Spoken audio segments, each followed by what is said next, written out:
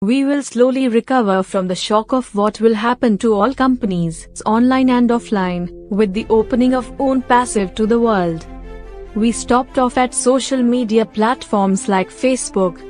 Like all the rest of these platforms, the way they have been making money is that they are selling the personal data of their clients to the highest bidder. We have done that for decades. Onpassive will not be taking any data and selling it to the highest bidder.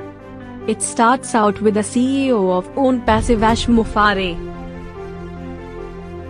He has taken Onpassive to a level that will not be reached by any other company. What a disruption of what we have been doing for decades upon decades. Now this man of integrity, we now must compete against. It is not fair, but it will be fair to the users of our products.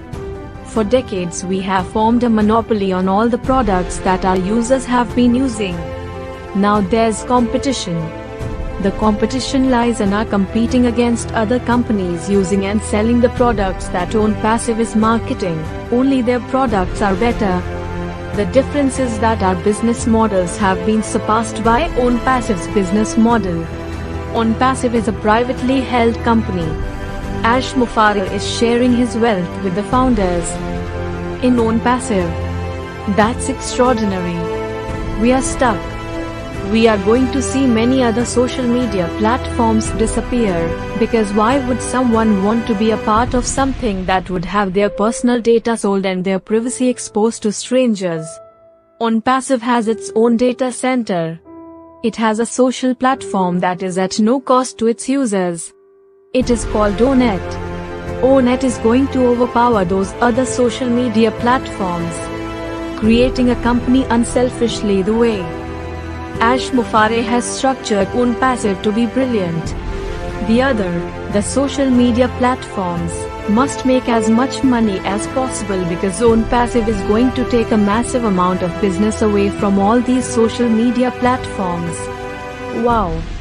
Now, what about the video conferencing that is number one called Zoom?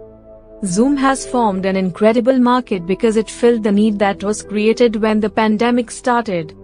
They did about $2.8 billion last year.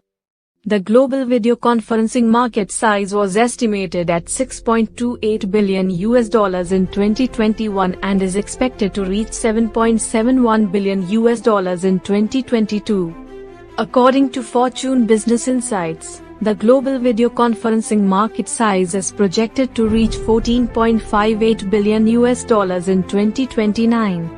We were sitting back and saying, wow, what an incredible source of income. No one would ever be able to even approach what Zoom is doing. But we, CEOs, saw the flaws in Zoom. First of all, there was a limited amount of people who could connect to Zoom when it came to video conferencing. If you wanted more, you had to pay an expensive rate. We were using Zoom to do a lot of our business because the pandemic struck and a lot of companies had been leaving the brick-and-mortar business and having the employees work at home.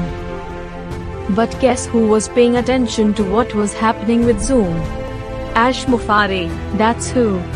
Onpassive developed a platform that is rivaling Zoom. Onpassive took all the negatives that made Zoom unattractive out of its product.